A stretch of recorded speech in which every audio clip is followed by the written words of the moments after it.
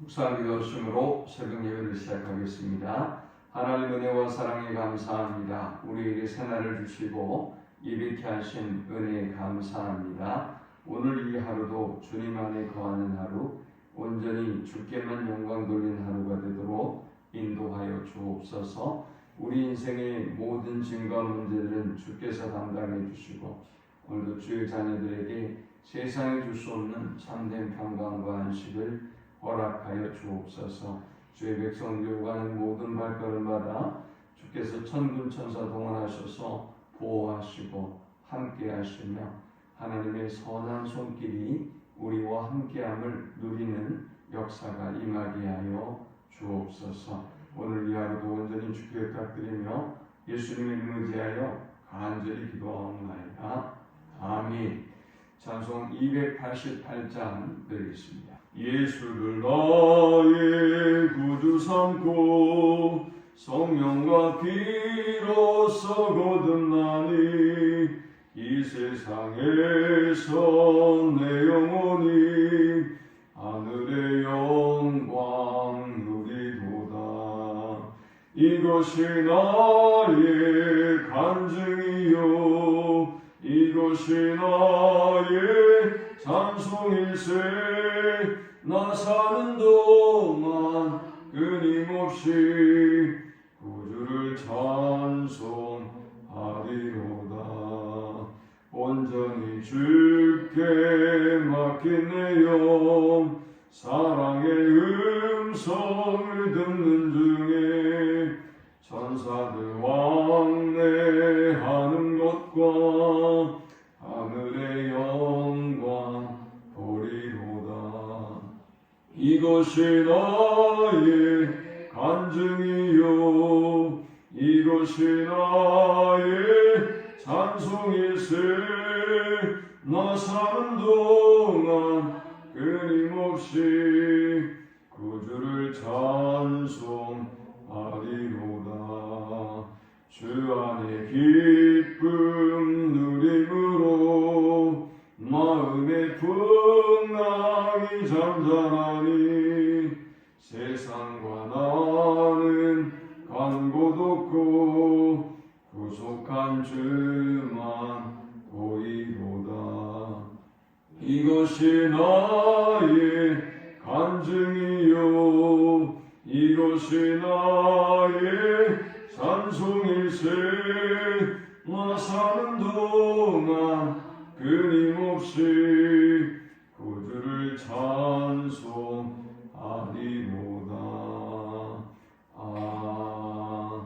아멘.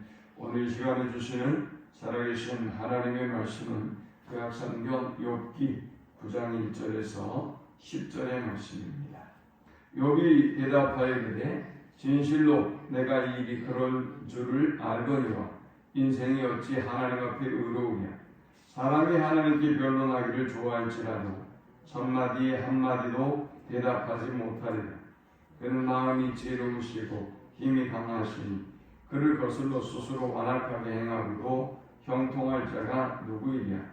그가 진노하심으로 산을 무너뜨리시며 옮기실지라도 산이 깨닫지 못하며 그가 땅을 그 자리에서 움직이시니 그 기둥들이 흔들리도다. 그가 해를 명령하여 뜨지 못하게 하시며 별들을 가두시도다. 그가 홀로 하늘을 펴시며 바다 물결을 가르시며 북두성과 삼성과 묘성과 남방의 밀실을 만드셨으며 측량할 수 없는 큰 일을 셀 수 없는 기이한 일을 행하시느니라. 아멘. 8장에서 빌닷은 욥에게 조언을 하면서 2절과 3절에 굉장히 흥분한 어조로 욥을 꾸짖습니다. 2절에는 내가 어느 때까지 이런 일을 하겠으며 어느 때까지 내 입의 말이 거센 바람과 같겠는가. 이 말은 네가 어느 때까지 하나님 앞에서 변명하고 네가 어느 때까지 의인인 척 하겠느냐라는 말입니다. 또 8장 3절에는 하나님이 어찌 정의를 굳게 하시겠으며 전능하신 이가 어찌 공의를 굳게 하시겠는가 라고 했어요. 이 말은 욥이 자신을 정의롭다고 하니까, 욥이 자신을 의롭다고 하고 자신은 죄를 짓지 않았다고 하니까 역으로 그렇다면 하나님이 잘못하는 것이 된단 말이죠. 하나님이 정의롭지 못하고 오히려 하나님이 실수하신 것 같은 그런 결과가 나올 수밖에 없는 거죠. 욥의 주장에 의하면. 그래서 빌닷이 흥분했던 것입니다. 아니 어떻게 네가 감히 하나님 앞에, 의로우신 하나님 앞에 네가 그런 생각을 할 수가 있느냐? 또 네가 어느 때까지 너희 죄에 대해서 변명하겠느냐라는 것이 빌닷의 주장이었습니다. 그러면서 빌닷은 욥을 13절에 보니까 하나님을 잊어버린 자, 또 저속한 자라고 했습니다. 하나님을 잊어버린 자, 저속한 자. 여기 저속한 자라는 이 말은 하나님을 믿지 않는 자라는 말입니다. 그러니까 욥의 하는 태도를 빌닷이 보니 이제 네가 하나님을 버린 자와 같구나. 너는 이제 하나님을 아예 믿지 않는 저속한 자가 되었구나 라는 말입니다. 자, 그런 빌닷의 이야기에 욥이 이제 대답하기 시작합니다. 여러분, 고난이 오고 어려움이 오면 하나님에 대한 우리의 생각들이 다 흔들려요. 하나님에 대한 우리의 생각, 자신에 대한 생각, 하나님의 사랑, 이 모든 것들이 흔들리게 돼 있어요. 하나님 나를 사랑하시는가? 그런데 하나님 왜 나에게 이런 고난을 주시는가? 도대체 하나님이 나한테 왜 이러실까? 이런 의문이 생기고 질문이 생길 수밖에 없는 것입니다. 그런데 욥은 보면 그의 이 신관, 그의 이 믿음의 관이 흔들리지 않습니다. 자, 이제 빌닷이 말했을 때 넌 하나님을 버렸어. 넌 하나님을 믿지 않는 저속한 자가 된 거야. 얼른 네가 순전한 신앙으로 돌아오지 아니하면 하나님께서 너를 그냥 두지 않으실 거야 라고 이렇게 주장하는 빌닷에게 욥은 자신의 신관을 확인시켜줍니다. 신관, 즉 하나님에 대한 그의 생각, 하나님에 대한 그의 믿음을 확인해 주고 있습니다. 먼저 2절에 보니까 진실로 내가 이 일이 그런 줄을 알거니와 인생이 어찌 하나님 앞에 의로우냐 그랬어요. 이 본문이 주는 첫 번째 영적 교훈은 하나님은 의로우신 하나님이시다 라는 것입니다. 자, 빌닷이 잘못 생각한 게 하나 있었어요. 그것이 뭡니까? 네가 맞든지 하나님의 맞든지 둘 중에 하나다 라는 거죠. 그런데 하나님이 정의로우신 분이신데 네가 의롭고 정의롭다고 하니 그래서 네가 지금 고난을 왜 당하느냐고 물으니 그럼 하나님이 잘못됐다는 이야기냐? 라고 지금 빌닷이 분노했단 말이죠. 근데 제가 엊그제 설교하면서도 그런 얘기했지만 아니 욥의 생각은 그런 게 아니에요. 하나님은 의로우신 하나님이고 하나님은 정의로우신 하나님이지만 그러나 욥도 의로운 사람이에요. 하나님이 인정해 주신 의로운 사람이잖아요. 그런데 빌닷은 둘 중에 하나가 잘못됐다라는 사고에 빠져 있어서 즉 욥을 의인으로 인정해 주지 않아서 너는 하나님의 진노와 심판을 당하고 있다라고 생각하고 또 판단하고 욥에게 조언하게 됐던 것이죠. 그래서 지금 욥이 확인해 주고 있는 거예요. 나 하나님에 대해서 그런 생각을 해본 적이 없어. 하나님은 의롭고 정의로우신 분이야. 나의 그 믿음은 흔들리지 않아 라고 지금 항변하고 있는 것입니다. 여러분, 우리에게 어떤 고난이 온다고 해서 우리에게 어떤 힘든 일이 있다고 해서 하나님의 의로우심은 변하지 않습니다. 하나님의 사랑도 변하지 않고 하나님의 섭리도 변하지 않아요.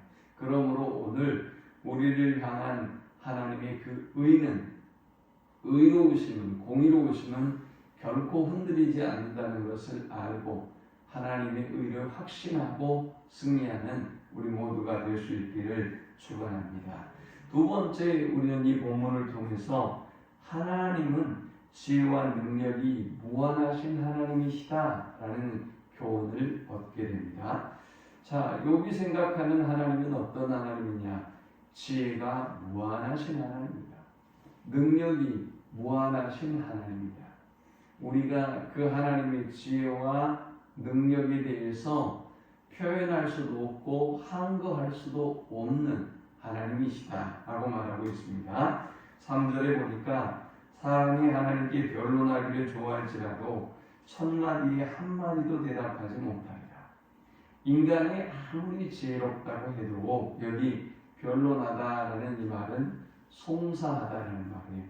이거는 소송을 걸다라는 의미의 말이에요. 그래서 인간이 아무리 하나님께 따지고 들고 항변하고 변론하고 주장을 하더라도 인간이 하나님의 지혜를 감당할 수 있겠느냐라는 말이에요. 그러니까 하나님의 지혜는 무궁하시고 무한하시다는 말씀이죠. 그 다음 4절에는 그는 마음이 지혜로우시고 힘이 강하시니 그를 거슬러 스스로 완악하게 행하고도 형통할 자가 누구이랴.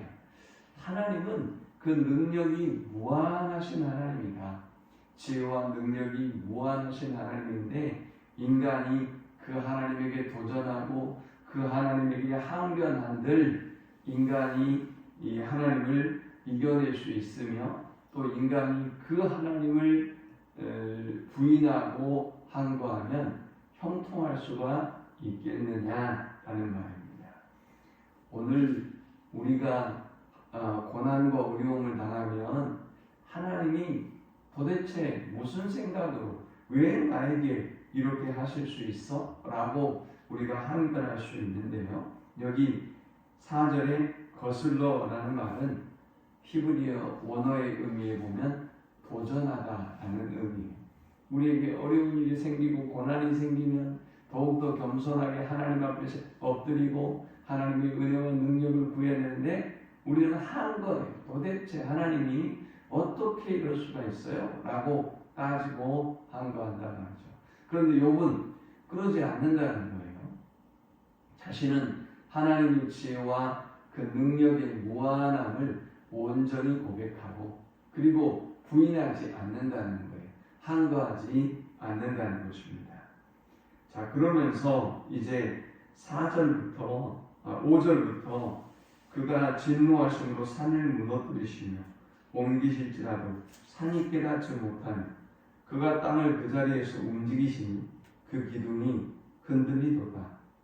그가 해를 명령하여 뜨지 못하게 하시며 별들을 가두시도다 했어요. 이것은 창조에 하나님이 창조하신 그 세계를 하나님이 파괴할 수 있다는 거예요. 하나님의 질서를 하나님이 파괴할 수 있는 능력을 가지신 분이다.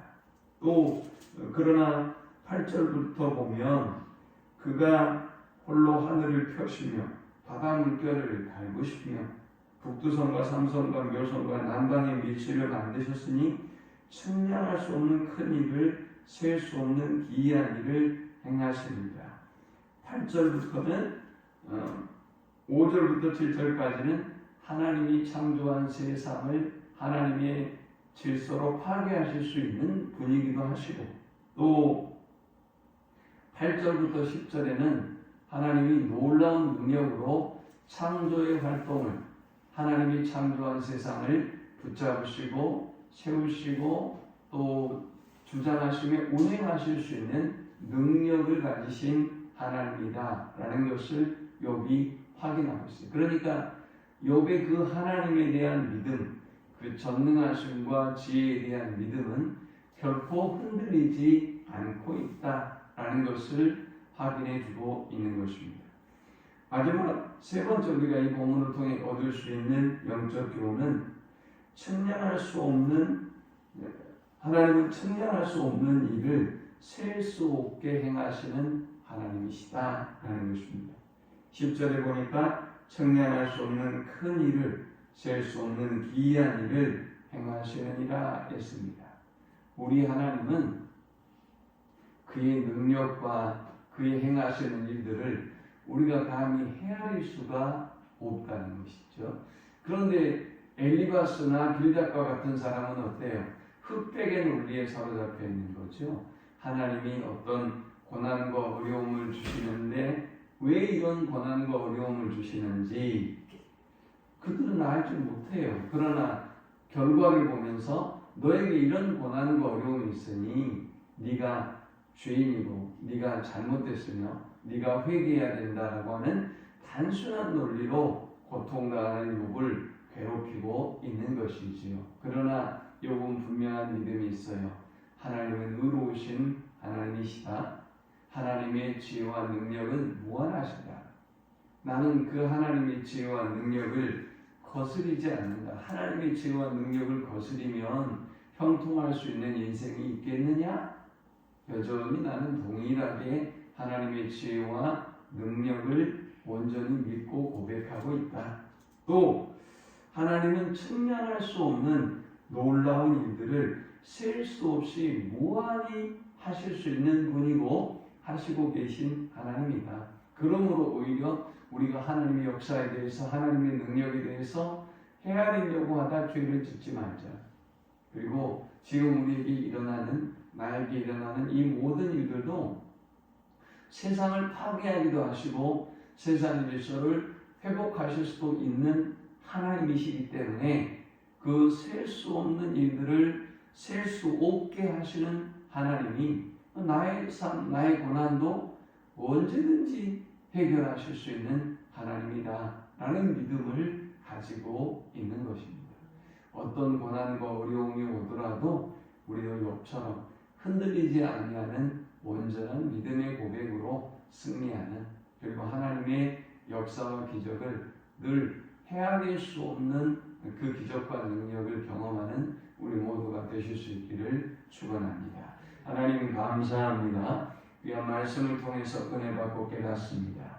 우리의 소망은 오직 하나님 한 분이신 줄 믿습니다. 세상이 우리에게 뭐라고 하든 또 우리의 내면이 흔들리고 우리의 믿음이 요동한다 할지라도 결코 흔들리지 아니하는 믿음의 고백으로 믿음으로 하나님을 굳게 붙잡고 승리하는 저들이 되게 하여 주옵소서. 예수님의 이름으로 기도합니다. 아멘. 지금은 우리 주 예수 그리스도의 크신 은혜와 성부 하나님의 극진한 사랑과 성령의 인도고 교통 충만케 하심, 어떤 시련과 고난에도 결코 흔들리지 아니하는 믿음으로 승리의 삶을 살기를 소망하는 모든 주의 백성들의 머리 위에 이제부터 영원토록 함께 있을지어다. 아멘.